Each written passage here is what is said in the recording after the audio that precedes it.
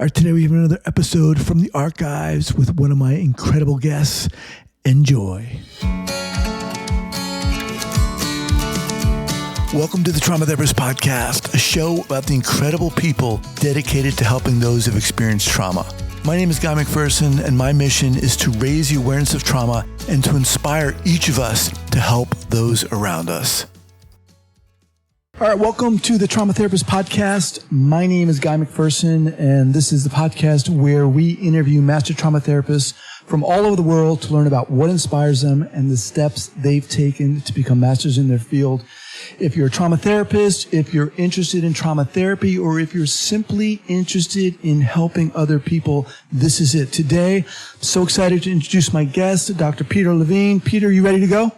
Ready. All right. So Peter Levine is the originator and developer of Somatic Experiencing and the director of the Somatic Experiencing Trauma Institute. Peter holds doctorate degrees in Medical Biophysics and in psychology. And during his 35-year study of stress and trauma, he's been stress consultant for NASA in the development of the first space shuttle, as well as a member of the Institute of World Affairs Task Force with Psychologists for Social Responsibility. Additionally, he served on the AP Initiative for Response to Large-Scale Disaster and Ethnopolitical Warfare. Peter is, of course, author of the best-selling book, Waking the Tiger, Healing Trauma, as well as 4 audio learning series for Sounds True. All right, Peter, just a little bit about you, but take a moment, share with us something personal about you, perhaps where you're from, where you're calling from, and then we will dive in. Okay, at the moment, since I'm looking out the window and I see the ocean, it means I must be in California and in Encinitas. Because of the classes I do, postgraduate classes I do for our training program, I'm in Europe a fair amount of the time, and in South America, particularly Brazil, and in Europe. So this is my downtime and the time I use to hopefully to complete another book that I'm working on, kind of a book that follows in the footsteps of in an unspoken voice about trauma and memory. So you asked me about my interest and you didn't exactly ask me about my passion, but let me throw it in. Well, a couple of things. One time I was doing a TV interview, and the interviewer asked me, well, how is it that you've studied trauma for, actually, at that time it was about 35 years, now it's more like 45. And don't you get burned out? How is it that you came to study trauma? And I thought, for a while, and I couldn't think of anything. And you can imagine on live TV, that's not something that you do. You don't think. So I could see the people in the control room waving their hands, gesticulating wildly, telling me to basically talk. And I knew the worst thing I could do is to talk. I really just needed to follow this through. And finally it came. And I said, I think really the truth is that trauma invented me to study it. And I think that's probably, in a way, why many, if not most of us, find our way into the field of therapy. Because our, research is always research. Research is research. And first, initially, that's for sure. And theoretically, I retired a few years ago. But when I actually look objectively at what I'm doing year by year, it seems to have almost doubled in every year since the year where I theoretically retired. But I realize what I'm doing now is what I'm most passionate about. And it's, and there are different directions that I've been going in. For example, one thing that came out of the work in developing somatic experiencing is that people who get the diagnosis of trauma, PTSD, it's really a very narrow diagnosis. It's a specific set of symptoms, including intrusion, hypervigilance, insomnia, and so forth. But I found that the great majority of people who were suffering from the aftermath of trauma had rather problems with depression and somatic complaints. Very often the people who would be going from doctor to doctor with complaints like migraine, fibromyalgia, chronic fatigue, irritable bowel, urinary problems, and so forth, that these were somatization symptoms that were also related to prolonged stress or single impacts, relatively simple impact stresses added to the stresses of life, of development, and that people with these symptoms, they really had underlying trauma. Indeed, one of the person that I'm going to be meeting with, I think in a few weeks, Vincent Folletti did a study called the ACE study, the Adverse Childhood Experience Study, and they marked how many particular stressful events a person had, and no surprisingly, it correlated very highly, like almost a complete correlation with anxiety, depression, suicidality, and so forth. But also that these people suffered from a whole spectrum, more highly suffered with health problems such as diabetes, heart disease, lung disease, and so forth. So really, it turns out that trauma is really at the root of most medical problems, if not directly, indirectly. So I've been involved in trying to set up programs that people with these symptoms could come into a web-based format and be able to get some help with resolving some of these symptoms. Yeah, I love what you're saying. I mean, you're just laying it out. As you're speaking, I'm just thinking about so many things and all the the books you have and the websites plural that you have, all of which I'm going to link up in the show notes page.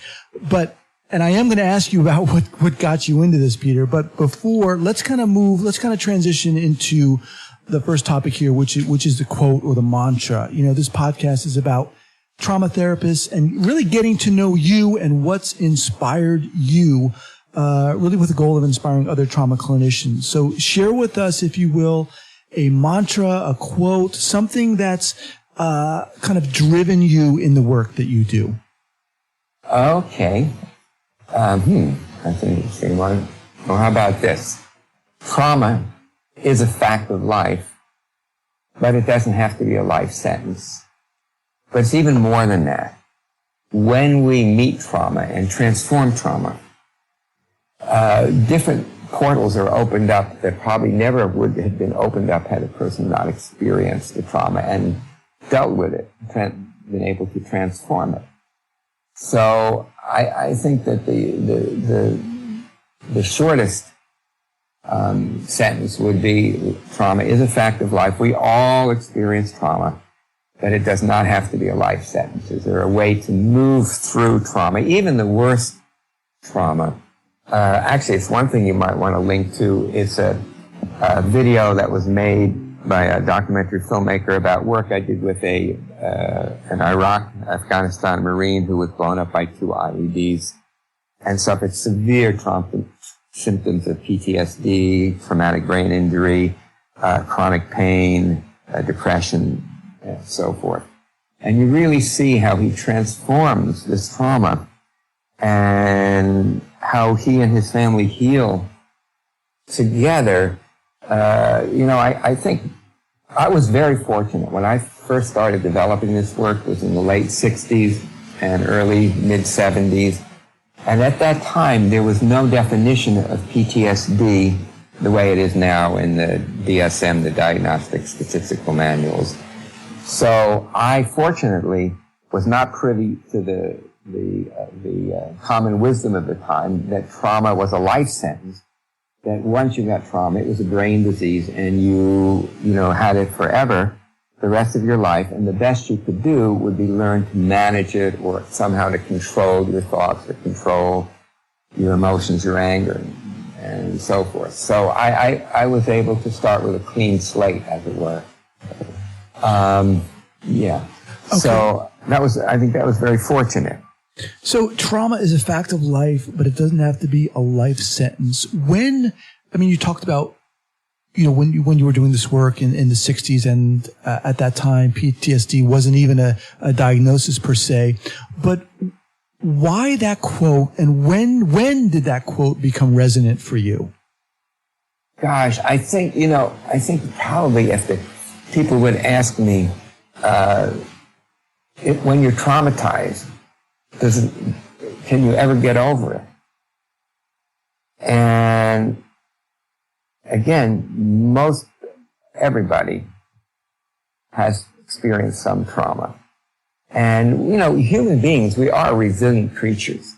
One of the keys in beginning my work was in appreciating that animals in the wild, even though their lives are threatened on a routine basis, that they rarely, if ever, and this is animals in the wild, they rarely develop symptoms like PTSD. Now, animals easily, if they're in the laboratory or even in the home environment, they can easily develop PTSD. But if animals were unable to shake off each predation, so when the rabbit escapes from the coyote, if it's more uptight, if it doesn't, want to go out of its burrow and says, well, I just stay and eat the old carrots and dirt, I don't really need to go, sort of like a rabbit's version of agoraphobia, the animal wouldn't survive, the species wouldn't survive. So there had to be innate mechanisms that restore our nervous system, our brain, mind, and body back to equilibrium. And that was a really important guiding principle, because I realized that when I could help people unlearn what they had learned about being frightened of the very sensations, body sensations, that bring them back into equilibrium, when they were able to learn that and to get out of the way, then we were as resilient as any other animal. In some ways, maybe even more resilient, because we could enlist the thinking parts of our brain in our service. Unfortunately, when people have become traumatized, that part also becomes the enemy, the thinking part, the judging part, the shaming part. So it was a concurrent study of ethology, the study of animals and their natural environments, and brain neurophysiology, because I realized at the time the parts of our nervous system, our brains, that are involved in survival responses are the same for animals, for all mammals, for all mammalian species.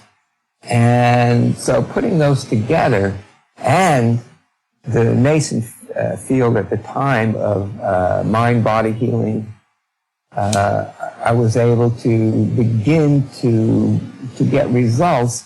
And again, I wasn't necessarily surprised. I was, to some degree, surprised, because again, I didn't have the imprint that this was something that was not possible. It just seemed natural, because again, it's natural for the animals to shake off their encounters. Why wouldn't it not be natural for humans? And so when I developed it, I thought of it as a naturalistic approach to the healing, to the resolution, to the transformation of traumatic symptoms, leading to greater resilience and flow. Now, if an animal escapes predation, and there's a wonderful video I saw on television once, National Geographic, where these 3 cheetah cubs are chased down by a lion, and they climb a tree and they escape. Lions can't climb trees, and certainly not little branches. And so they were waiting there, and then when the lion left, they climbed down, and each one took turns playing, it was obvious to me, playing the role of the lion while the other 2 practiced escaping. So in in Darwinian selection, in that it's if you escape, you get the gold medal, but there's no bronze or even silver. And so in each encounter, evolution really requires that we become more resilient, more capable. And again, this is one of the side effects that I discovered in trauma therapy, is that people did, after they did work on traumas that had happened to them, that they became more resilient. Actually, indeed, that was the motivation for writing one of the books I did with my colleague Maggie Klein, called Trauma Proofing Your Kids, Parents' Guide for Instilling Confidence, Joy, and Resilience. What if we give these tools, we help children with these tools when they're very young, we reason they would develop into highly, highly resilient and autonomous, authentically autonomous adults. And indeed, that really does seem to be the case. So I think we're talking more about resilience, about what's right with the person, rather than just what's wrong. I mean, we have to understand psychopathology. Of course, you do have to understand that. Any therapist really has to understand that. But it's easy to get hooked there or fixated there and not seeing the tremendous capabilities that we have as human animals, as human organisms. Yeah, I love what you're talking about here, Peter. And to hear you talk is just really inspiring, because basically you're talking about how the process of trauma kind of sets in, and in so doing, we can hear how your work has evolved because you've understood that and because you were understanding that. And I think that's so inspiring. And of course, this is really well laid out in your book, Waking the Tiger, which I love. Oh, thank you. So let's move on here. This is about highlighting your journey to become a master trauma therapist. People get into this field for a variety of reasons. I, often talk about my inspiration, my brother coming back from Iraq with PTSD and special forces. And I just so wanted to, talk to him and find out what was going on. And I pushed him and pestered him and, of course, did everything wrong. But share with us how, and I'm reminded of, when you were asked on TV, but share with us, Peter, what got you into this field, this specialization of trauma in particular? Well, I mean, I was, again, in the 60s, I was developing a mind-body approach to deep relaxation. And in 1969, there was a particular singular event that really helped me to crystallize this.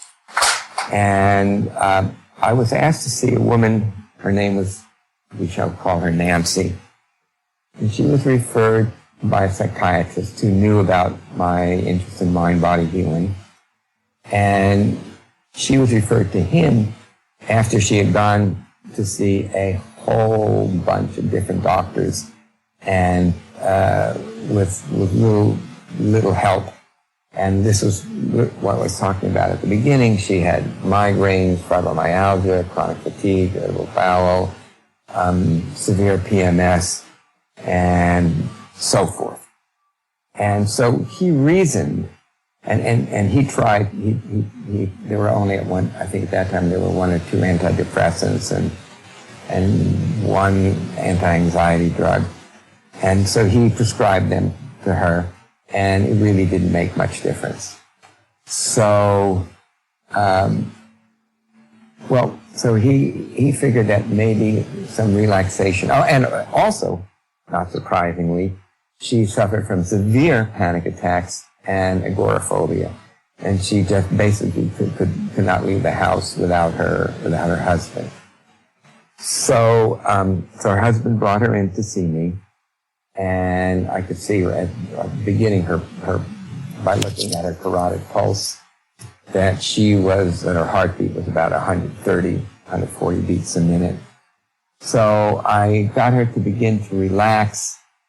her neck muscles. This is something I had discovered, that when I worked with people with high blood pressure, sometimes the blood pressure would go down as much as 20 points when I could teach them how to relax the muscles in their neck. Well, it seemed to be working for Nancy quite well. Her heart rate went down, and she looked more relaxed, less frantic. And then, boom, it just out of the blue shot up to about 150, 160 beats a minute. And what do you think the stupidest thing I could possibly say? Well, I said it. I said, Nancy, you must relax. You need to relax. So, the last resource of the resourceless.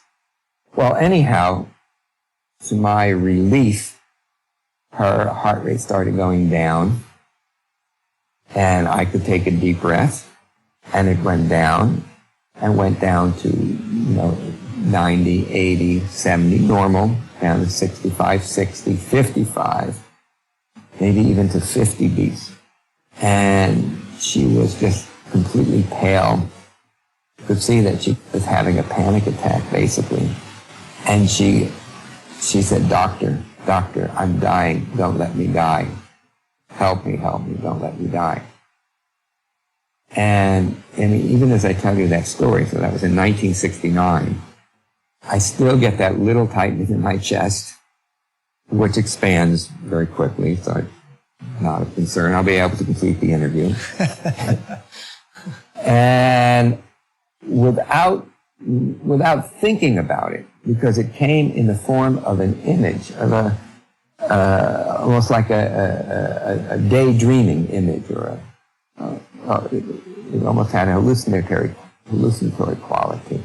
I had the picture of a tiger crouched, ready to spring, and without even really thinking why I said this, although later, of course, I realized, I said, Nancy, there's a tiger chasing you. Run, climb those rocks and escape. And to both of our astonishments, her legs started to shake and tremble, and they started to move as though she were running. And her hands would sometimes become icy cold and then really warm. She would, her body would become just, her face warm and a rosy color. And then she would get cold and shake some more. And then she would take some deep, spontaneous breaths. And it's not a voluntary thing. It's that, as I soon realized, that it was this combination of these spontaneous movements, the shaking and trembling, and then the spontaneous breathing movements, which was critical in helping to reset the nervous system, reset her nervous system. Anyhow, this went on for a period of almost 45 minutes. And then she was just in this, her color was just, just pink. Her face was completely relaxed. Her heartbeat was about 72 beats a minute. And she opened her eyes and she looked at me and she said, do you want to know what happened? And I said, yes, I do. And she reported that when she was 4 years old, she had undergone a tonsillectomy with ether. And she was terrified, and she tried to run to escape what happened. And then the doctors and nurses held her down, held her legs down and her arms down while they were holding the suffocating mask on her face. And ether is also a hallucinogenic substance, and it's not a very good anesthetic, actually. And it, especially with children, it can be extremely terrifying. So what her body had wanted to do 20 years ago, she was 24, was to escape from this terror. And of course she was unable to escape, but that was laying in wait. It was coiled in her body, waiting for when she had the safe moment to when she could revisit that terror, but instead of succumbing to it, she was able to escape. Just the way the cheetah cubs were escaping from the lion that was preying on them. So now, her symptoms. That was the last anxiety attack, panic attack she had. The agoraphobia was. She didn't even realize it. The next day, she went out to get the mail, and her husband said, "Sweetheart, you just went out to get the mail." And she said, "Somebody had to do it." And she said, "I know, but you never go out to get the mail." So you got the picture. And we did a few more sessions, and the physical symptoms were, between 80 and 90, some even completely gone after a few more sessions.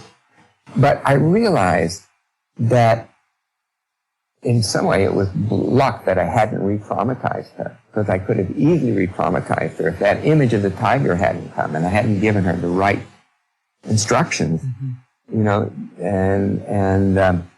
so for years after that, for really the decade of the 70s, I tried to hone this approach to what I call titration, to bring the person in contact very slowly with these peri-traumatic sensations and feelings, one small bit at a time.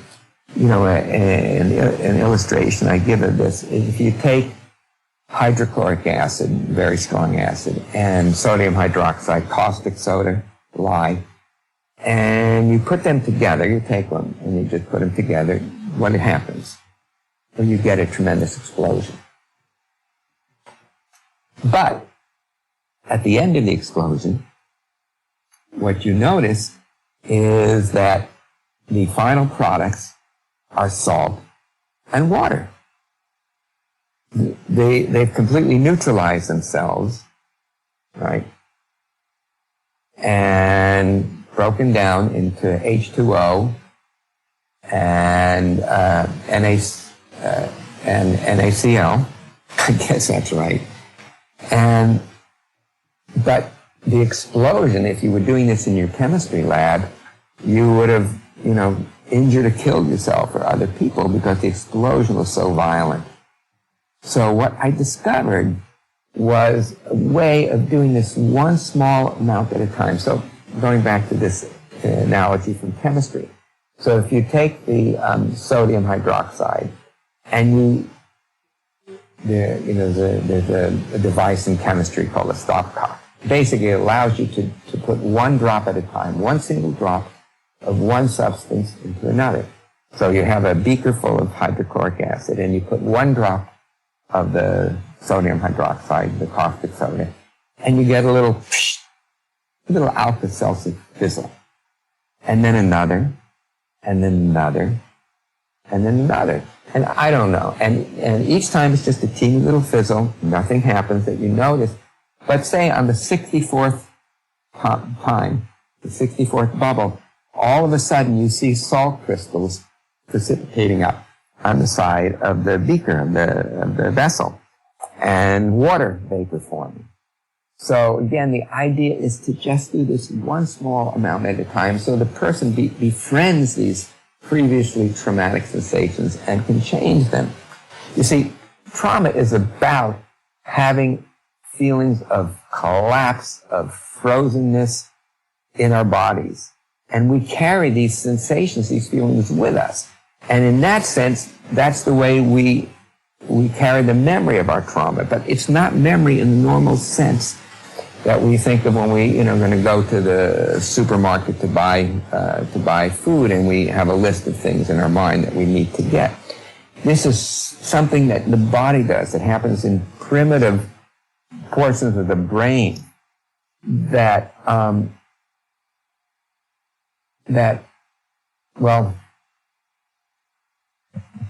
just is not. It's not available to normal waking consciousness.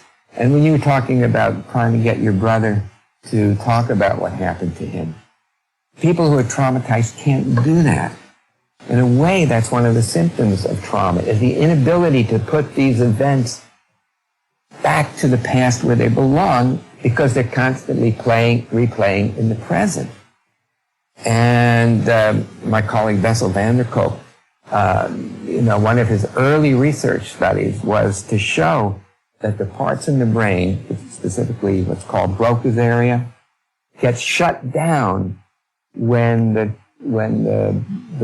brain is exhibiting trauma. So the person is unable to put into words that which happened to them. And the more they try, the more frustrating it is. And therapists try to get their clients to talk about their traumas, which again seems like a reasonable thing to do. It's sort of like, I guess, an extension of Freud's talking cure. But they get more and more frustrated and finally break down into an abreact out of the frustration, out of the fear and the rage that they're unable to process.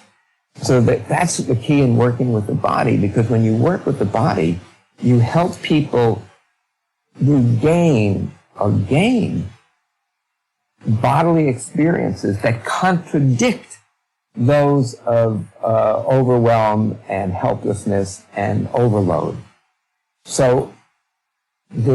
And when this happens, then the person is no longer traumatized. It seems maybe too simple to be true, but it is.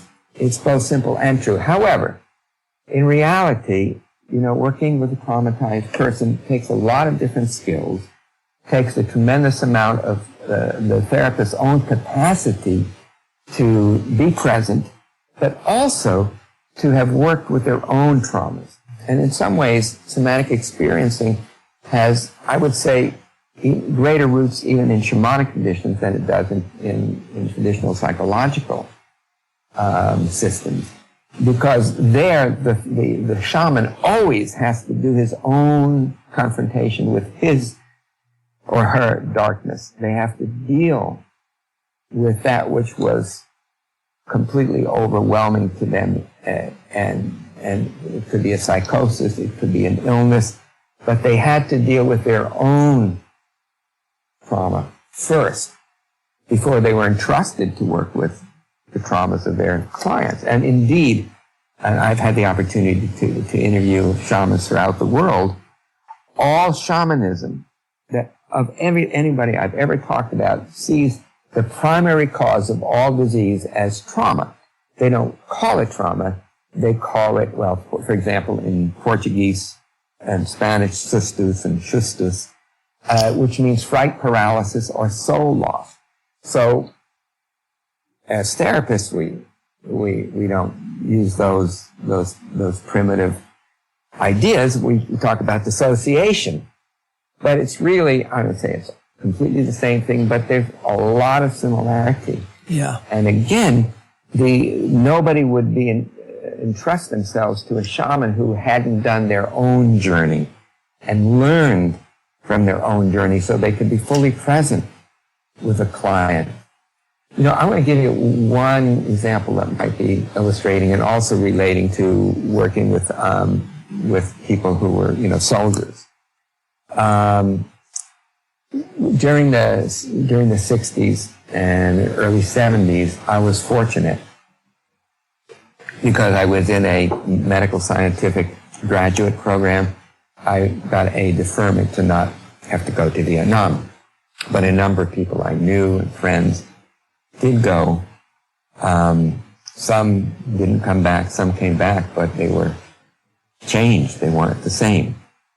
Mostly for the bad, but occasionally for the good.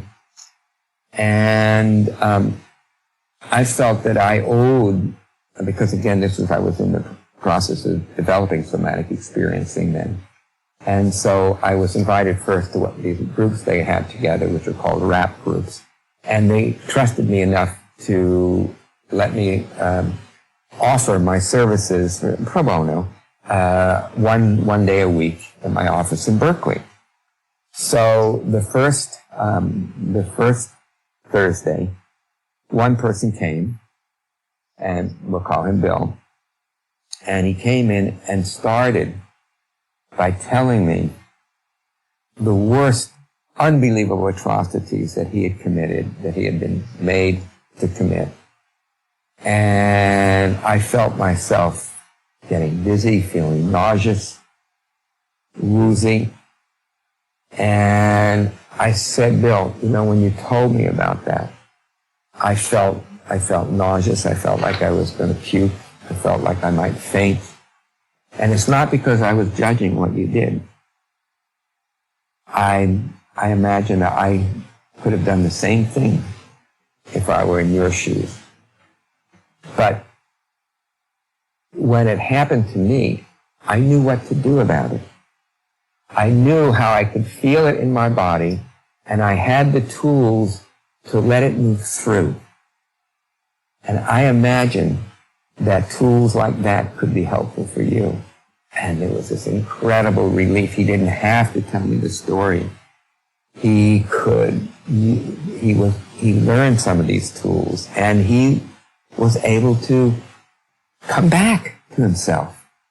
Anyhow, the next Thursday, there was a line around the entire block in Berkeley, and I was there from 9 a.m. till about midnight.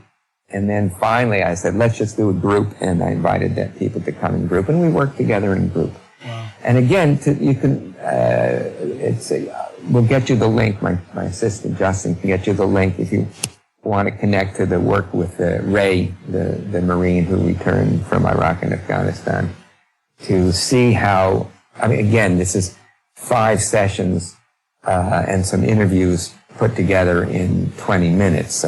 But it does give an idea of how much change people make when they're able to change the experience in their bodies. And I think that's the thing that's been so missing in trauma therapy. And one of the things that was really an important acknowledgement for me is that I think it was in 2012, I was awarded the Lifetime Achievement for my work in trauma by the United States Association of Body Psychotherapy.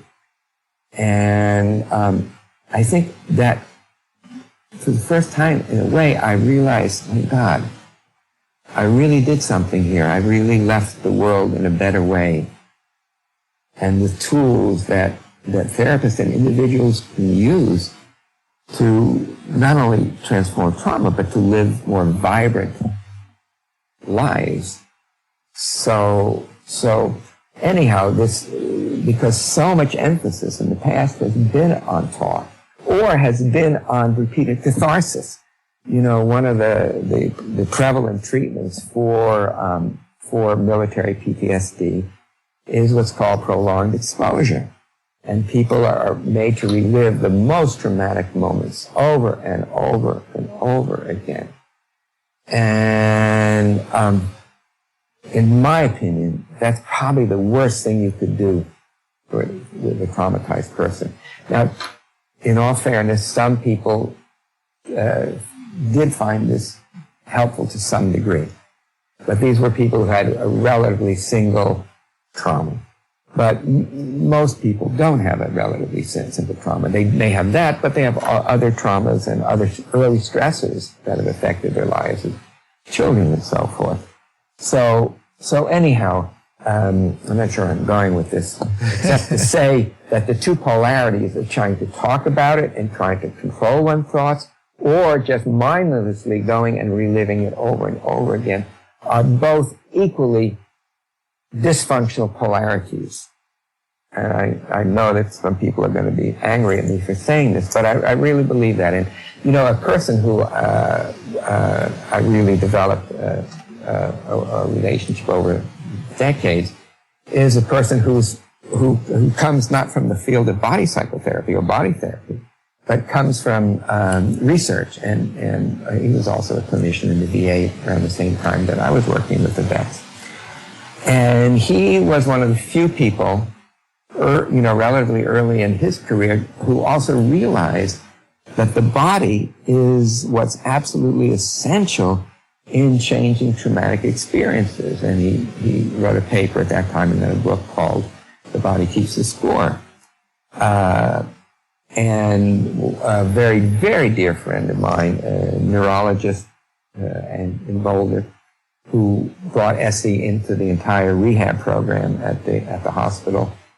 He wrote a book called The Body Bears the Burden. So again, this theme that stress affects the organism. It affects mind, bodies, emotions, spirit, soul. And that to really heal trauma, we have to work holistically. And again, in an unspoken voice, I try to really outline exactly how therapists can work with these kinds of trauma. And of course, I always hope that the therapist will at least take the beginning level of our training program to learn some basic skills on how you interweave the body with whatever practice, even if it's cognitive behavior practice. A lot can be expanded if people who are CBT therapists learn some of these body tools. Their results have been, at least the ones that I've known, have been tremendously expanded. Yeah, Peter, you are just giving us a mini workshop here already in trauma and the work you do. I mean, it's amazing. Your story about that client that you're calling Nancy was just phenomenal.